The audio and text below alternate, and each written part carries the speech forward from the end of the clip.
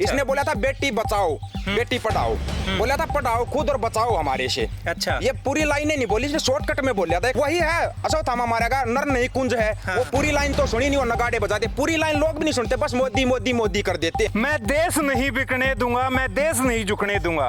तो इसने कहा था दूसरे को किसी को बेचने नहीं दूंगा, मैं खुद ही बेच दूंगा सब कुछ, चाहे रेलवे एयरफोर्स हो, चाहे बड़ी बड़ी कंपनियां, खुद बेचेगा, दूसरे को नहीं बेचने देगा। बात इसने सारी सच्ची कही है, 100% सच कहा प्रधानमंत्री साहब ने, झूठ नहीं एक बोला। भी झूठ नहीं बोला। इसका पहला वायदा था मैं चौकीदार हूँ, इसने नहीं बताया था अंबानी अडानी का चौकीदार है, अगले ने बता दिया था। अब वो समझना लोगों को, भाई तुमने समझा क्या है।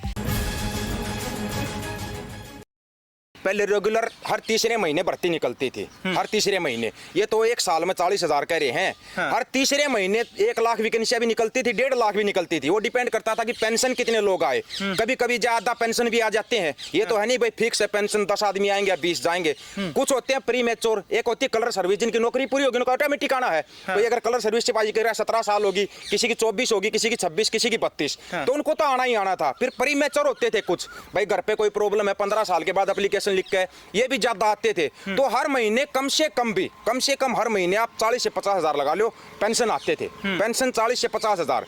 अब वो वैकेंसियां कहाँ पे, वो वैकेंसियां खाली। ये पूरा लोड किसके ऊपर पड़ेगा? जो परमानेंट पहले से भर्ती हैं, वो अगर एप्लीकेशन भी दे रहे हैं तो उनको पेंशन नहीं आने दिया जा रहा। इनको पता लाओगे कहाँ से और भर्तियां करोगे कहाँ से? तुमने एक अग्निवीर की स्कीम लगा लेके आके पूरी सेना के जो खिलवाड़ किया ना, देश की सुरक्षा के लिए जो खिलवाड़ किया गया है, ये खिलवाड़ बहुत महंगा आने वाले भविष्य में पड़ेगा। अभी तक तो कुछ असर दिखाई दिया है, असली असर इसका अगले 3 से 4 साल में वो दिखाई। देश नहीं बिकने दूंगा, देश नहीं झुकने दूंगा, वो वादा कर रखा है प्रधानमंत्री ने। इस तरीके के आरोप आप इसके लगा वायदे तो बेटी बचाओ बेटी पढ़ाओ भी थे, लेकिन इसने वायदे ये पूरे करता है। ये मत समझना किसी वायदे से मुकरिया है, बिल्कुल नहीं मुकरिया। इसका पहला वायदा था मैं चौकीदार हूँ, इसने नहीं बताया था अंबानी अडानी का चौकीदार है, अगले ने बता दिया था। अब वो समझना लोगों को, भाई तुमने समझा क्या है।